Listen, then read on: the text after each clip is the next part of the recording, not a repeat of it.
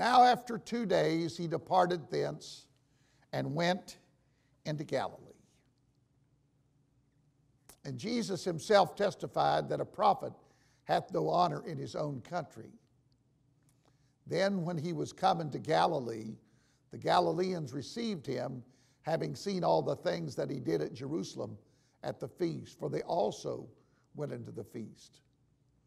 So Jesus came again into Cana of Galilee, where he made the water wine, and there was a certain nobleman whose son was sick at Capernaum. When he heard that Jesus was come out of Judea into Galilee, he went unto him and besought him that he would come down and heal his son, for he was at the point of death. Then said Jesus unto him, Except you see signs and wonders, you will not believe. The nobleman said unto him, Sir, come down ere my child die. Jesus saith unto him, Go thy way, thy son liveth. And the man believed the word that Jesus had spoken unto him, and he went his way. And as he was now going down, his servant met him and told him, saying, Thy son liveth. And it was as he was going down, he said, My son liveth. Read on. Then inquired he of them the hour when he began to amend. And they said unto him, Yesterday at the 7th hour the fever left him. And the father knew that it was the same hour in which Jesus said unto him, Thy son liveth, and himself believed, and his whole house. I'm going to talk to you this morning about Jesus' travel when he went from Cana to Capernaum. When he went from Cana to Capernaum. God bless you. You may be seated. I thank God for what he's doing in the lives of our saints here at the church. And even though that there are several that have been ill, God has healed several. I think he's going to heal some more. I think there's going to be some remarkable stories come out of these challenges with cancer. We already have had one. Brother Zubler is not out here to tell it, but he had some testing, and they were just sure that he had cancer, and the test all came back negative. And so I thank God for what he's done in the life of Brother Rick Zubler. And there's more that's coming. I said there's more that's coming. And so as we begin this lesson this morning, I want to start by telling you this.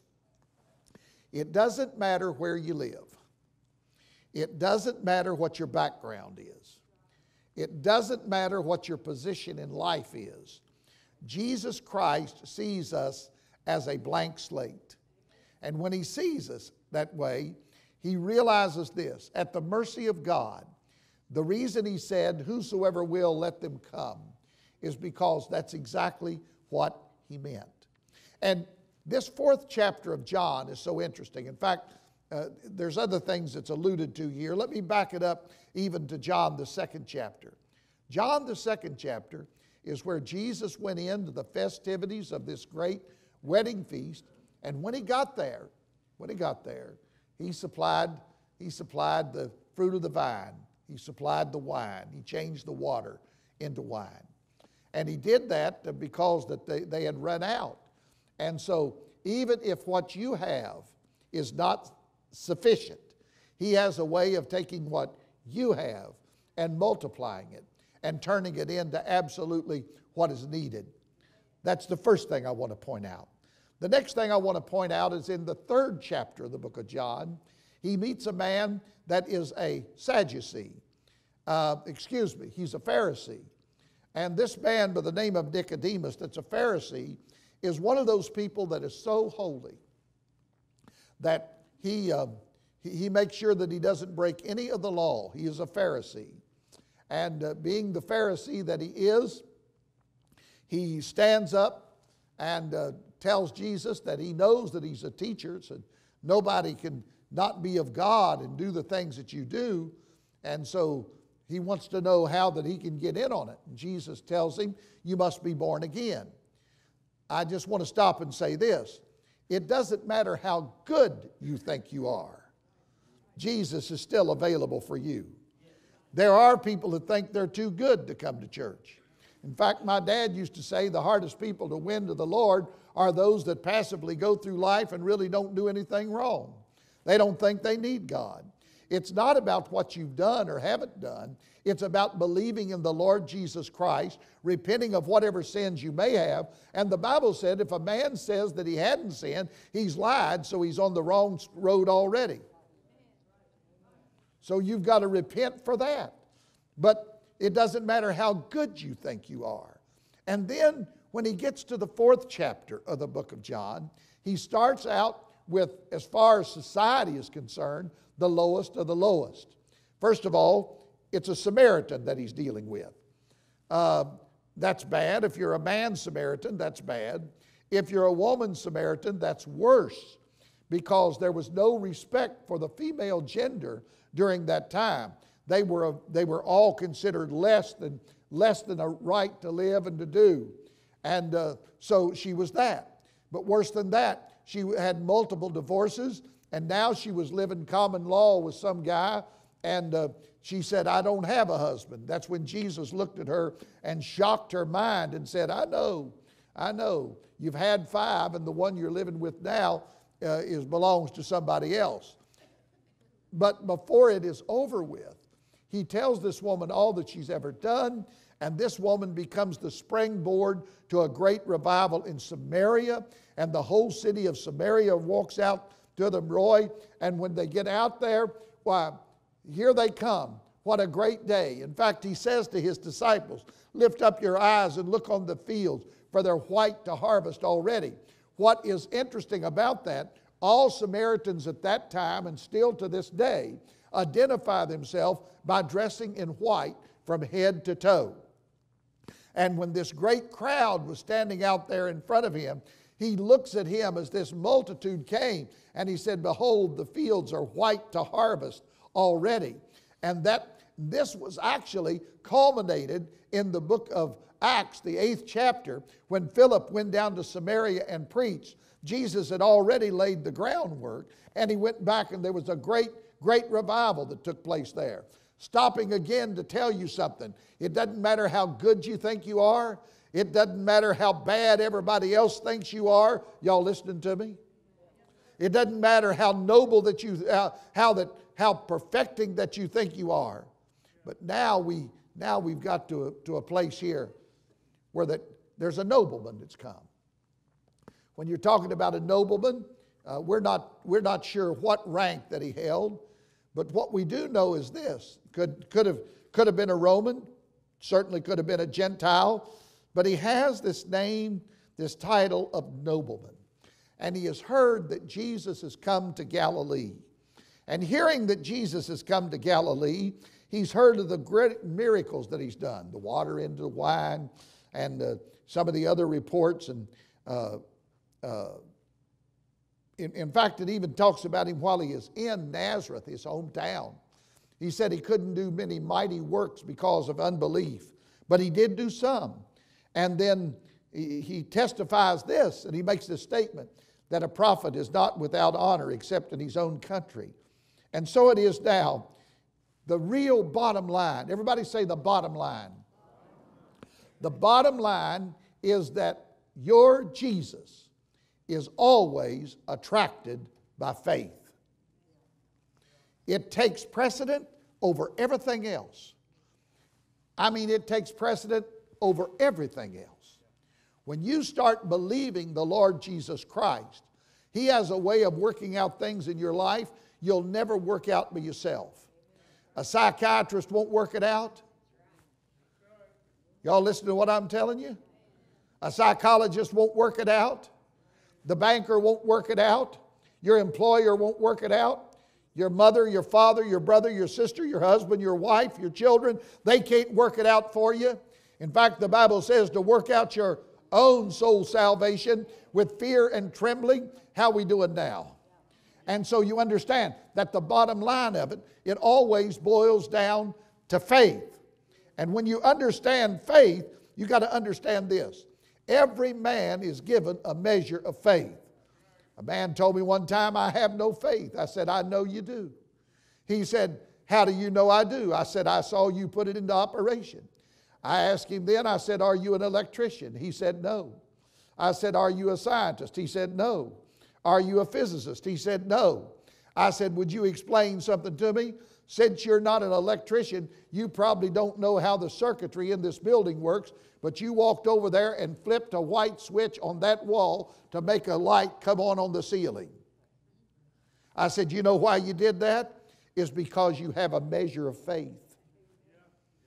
You have a measure of faith. How many people go out? Now, I used to have a little concept of what started a car. I know nothing about the computers today. Brother Kitchen, I know absolutely zero about computers. In fact, I'm qualified as a dinosaur.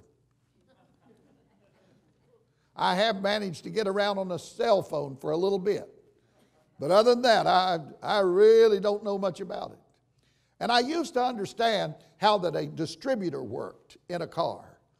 I used to understand even how that an ignition worked in a car. Ladies and gentlemen, I have no idea how I can keep my keys in my pocket, sit down in the car, push a button, and it start. Amazing. Even to the fact that I can stand in my kitchen, pull my keys out of my car, hit the circle button twice, and it's running for me when I get out there and warmed up. Amazing. But you know why I punch those buttons? You know why I punch that button to start it? Is because that's my faith in the system. Can I tell you about Jesus Christ? He is a God of order. He is a God that said, now faith is the substance of things hoped for and the evidence of things not yet seen. When you come to Jesus Christ, you come believing in Him. You see, when the world that I'm standing in, I have no idea how to tell you this and how to explain it. I do know one time that there was an atheist who just absolutely was convinced that there was no God.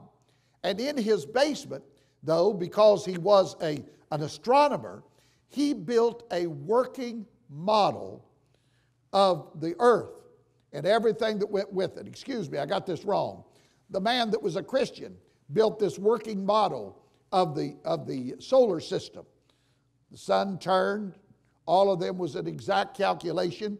It took 365 days for the earth to get around the sun. Venus was out there. All of them. Neptune was out there.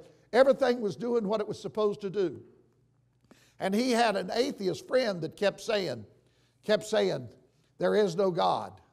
This thing just happened. And so the Christian invited the atheist over to his house, and he said, I want you to go downstairs in the basement with me. I want you to see something. I got up the other morning and I went down there, and this was in my basement. And the guy, he looked at him and he said, what is it? Well, he said, come go see with me. And they walked downstairs, and when they did, the man reached up, turned on a light, the sun began to blaze, all of the planets began to orbit, the moons began to swing around the planets, and the man, he looked at him and he said, oh man, you didn't just find this, somebody had to build it. He said, no sir. Said, I tell you, I walked down here and here it was. He said, things like this don't happen by themselves. He said, that's what I've been telling you. The Lord's got a faith. I don't know how, but I do know that all things were made by Him, and without Him was not anything made that is made. He was in the world, and the world was made by Him. How you doing now? I want you to understand something. There's a place for faith.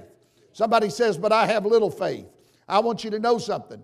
Let me tell you about a man that had little faith. One time his son oftentimes was thrown into the fire and sometimes into the water. And he was an epileptic. And he came to Jesus. And he said, Jesus, healing. Jesus said, all things are possible to him that believes. The man looked up and he said, okay, I believe, but help thou mine unbelief. If you will exhibit your faith, God never recognizes unbelief, but He always recognizes belief. And when He said, help thou mine unbelief, Jesus discarded his unbelief and responded and healed the boy. So work with God and believe Him. And so it is that as He comes and He does what His work is, the man's son is sick. Now, this is one thing that you got to understand. You know, I have had the privilege to preach in third world countries, a couple fourth world countries, preach to them. I've seen things happen overseas, and I've seen things happen here in America that were absolutely mind-blowing. But they're more prevalent overseas for a reason, and that is the less self-sufficient people are, the more they know they've got to believe in God. Now, I got this wonderful card in my pocket. Now it says Medicare. Besides it, I have an Advantage card in my pocket that says it'll pick up all the loose ends. And you're real tempted that if you get a toe ache, we'll go to the doctor. When these folks get things wrong with them, that is even threatening to take limbs off their bodies, they still come straggling and dragging into tent meetings and little churches and chapels and little shack buildings that they build out in the middle of and prayer is made. I have seen some phenomenal things happen when prayer is made. I have seen crooked bodies straighten up and talk. I've seen deaf mutes. I have seen them speak. I have seen them start hearing. I've seen blinded eyes. I've seen cancers fall off. All of that stuff. But here's the thing. This nobleman is a representation, a whole lot of the crowd that's sitting here right now. Do you realize that the average income of America is over $75,000 a year? You realize that the next closest to us is the people that's in Europe, and theirs ranges anywhere from $50,000 down to $35,000 a year? Do you understand that if you get as far away as a place called Pakistan, that their income is less than $2,000 a year? And so I just want you to know, when you want to talk about being wealthy and rich and having privilege, you're sitting in the part of the world that is the most privileged nation on the face of the earth. It's because in times past, God has blessed the nation whose God is the Lord. That's what's happened. I listened to old brother George L. Glass preaching one time. You've heard me reiterate it, but it's worth saying right now. Do you realize that South America has a more powerful river in the Amazon than we have in the Mississippi? They've got greater forest in South America than we've got all over the North American continent. They got more mineral resources and riches in South America than we've got in North America. They've got so many great advantages of crop growing areas down there in South America that we don't have in North America. But yet, the richest nation on earth is still the United States of America. And the difference was this: when men came to South America, they came looking for gold. When men came to North America, they came looking for God. And the factor of faith is of utmost importance. This nobleman, he comes to the Lord. When he gets to him, he said, my son is sick. He's going to die if something doesn't happen. And when you talk about Jesus and children, you got to know something. Jesus has got a soft spot for children. Suffer the little children to come unto me and forbid them not, for of such is the kingdom of heaven. And it said he took the children and set them on his knee and he blessed them. There's something to be said about the way Jesus feels about children. What Jesus is about to say to this nobleman has nothing to do with the child. He's boring through the privileged mindset of the nobleman. He asked Jesus to heal his son. And Jesus kind of gives him a strange response. And that was that he asked him to take care of his. But Jesus Jesus, if you please, he says to him blankly, bluntly, you got to see a miracle before you'll believe. But the nobleman came back a second time, and he says to him, I need you to heal my son or he's going to die. You know, this is kind of the way that the Lord treated the Syrophoenician woman. The Lord wants to see how long you'll hang in there.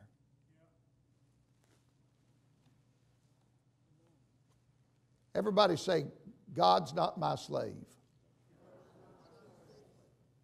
You remember something. We're not giving orders to him. In fact, the Bible uses the word pray, and that same word is translated beg.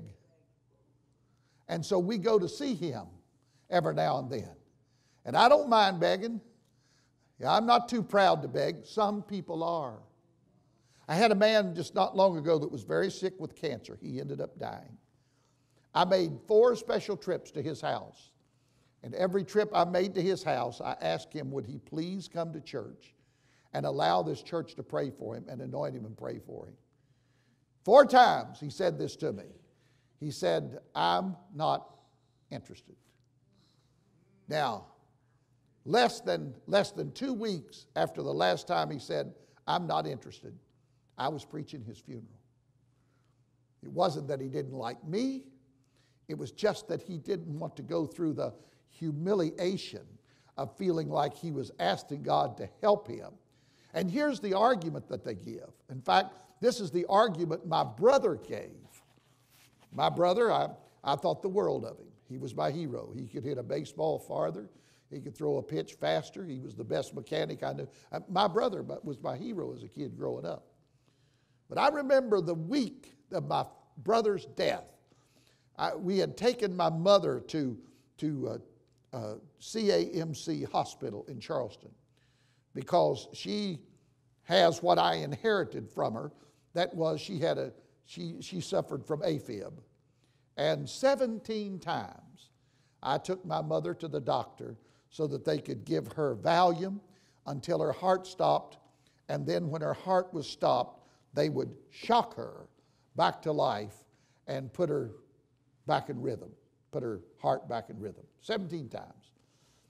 Next to the last time that I took mother to CAMC to go through that procedure, and realized this is over a stretch of about 10 years, my brother was sitting in the room with us.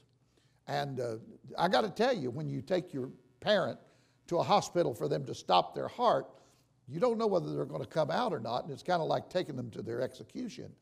And I got to tell you that I was uncomfortable. But my brother had suffered 2 heart attacks, and he had had open heart surgery, bypass surgery. He'd had that as well. And he was sitting there, and he said, y'all excuse me, I'm going to go outside and take a smoke. Being the ornery little brother I've always been, I went out with him. And I said, now, Bubby, you know the doctor's done all this work on you to patch you up. And you've had 2 bad heart attacks, and now you've come through this bypass surgery. Why don't you quit smoking? His word to me, now, Edwin, if I wanted preached to, I'd come to church. And I said to him, well, God knows you need to come and come quick, because you're driving another nail in your coffin every time you smoke one of those things. And Shelton said to me, like I said, if I wanted preached to, I'd come to church. Well, I said, you not only need to hear that part of the sermon, I said, you need to get down on your knees right now and ask God to forgive you and deliver you from that self. I said, because it's going to be a terrible thing if I think my brother dies without God. He said, Edwin, I know I'm sick, but I don't want to just run to God because I'm sick. I want God to heal me just because he wants to heal me. And I thought about arrogance personified, pride beyond measure. And would you believe, that's on a Tuesday. And on Friday, I pulled into my driveway. My wife met me outside. And she said, don't even get out of your car. Go to Thomas Memorial Hospital in Charleston. Your brother's had a heart attack, and they don't think he's going to live. I got there in time to walk in the ER at Thomas Memorial Hospital to see the doctor come out and look at my sister-in-law and say, Miss Harper, I'm sorry. We couldn't save him. That woman fell out of her chair on all four on the floor sobbing. And I knew one thing for sure. I knew that she loved her husband. But I'm telling you something, ladies and gentlemen. Don't you let pride keep you from coming to God. Don't you let pride keep you from asking for healing. Don't you let pride to keep you from repenting of your sins. Because it's a nerve-wracking thing on the family that's left behind to deal with it, especially if they've got a... Am I making any sense? Yes. And when you talk about this kind of a thing in life, I want you to hear me also tell you something else. That this nobleman, he had to break himself down until he was willing to say, okay, God, I'm ready. I believe in you, he screamed and said. Jesus turned and looked at him and said, okay, you go ahead and go. Your son's going to live. The servant came running to him, and he says to him, your son liveth. And he said, about the seventh hour yesterday. And immediately the man knew that that's when that he had made his expression that he loved and believed Jesus. So, we sing the song, Only Believe. All things are possible, only believe. What a statement. Thy son liveth. My son liveth. So, it's an interesting thing to believe. There's more place that you can offer a testimony than just in healing. Just in healing. I heard a man the other day tell the story. He said, I was making $600. He said I was making $400 a week. And he said, I gave my life to Jesus, and said, of all things, that preacher got the nerve to get up there and preach that I needed to give 10% of it to the work of God. He said, I gritted my teeth, and I looked at my wife and said, we weren't covering the bills we had. But said, I looked at her and said, well, if I'm going to live for God, I'm going to live for God. So he said, I took two $20 bills, put them in a tithing envelope, dropped them in the offering. Said that was on Sunday. He said, Monday I went to work. Said, just before the shift started, my boss walked out and he said, hey, come here, I want to talk to you.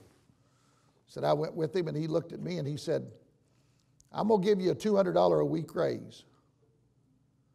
And he said, I have no idea why I feel like doing this.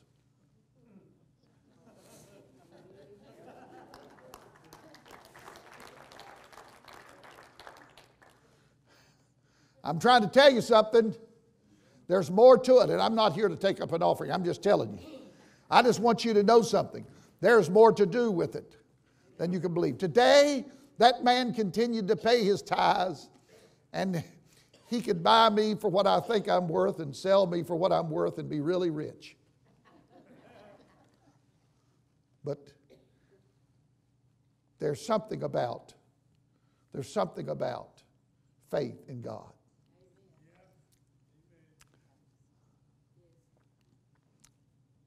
They didn't have enough to go around in Cana of Galilee. So he supplied. Somebody had faith. Is this all right?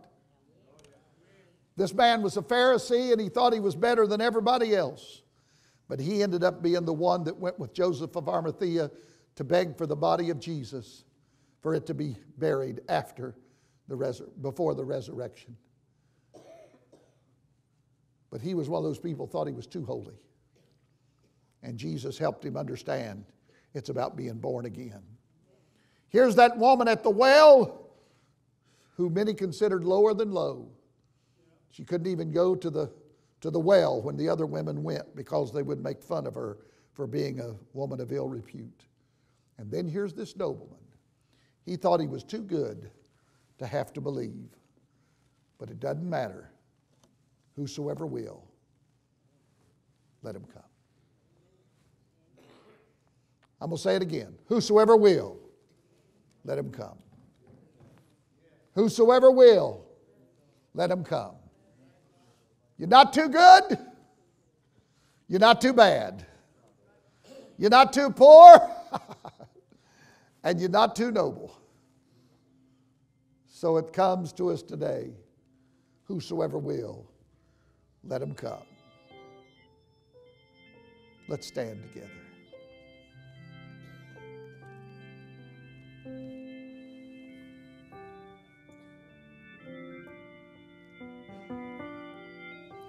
I hope that something about faith has been spoken to you right now. And whatever your need, I think about Junior and the needs in your body. I think about the needs that are in many lives that are here. I just want you to step and come to the front. If you're not able to come and stand, come and sit on the front pews. And I'm going to call for the elders of the church to walk among you in the ministry. You ladies that understand helping people pray, I want y'all to come and help these folks pray. It might be something with your children. It's hard to tell what it is. But would you come? All leading.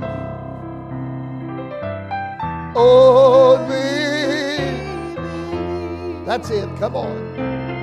All things. Brother Koosman.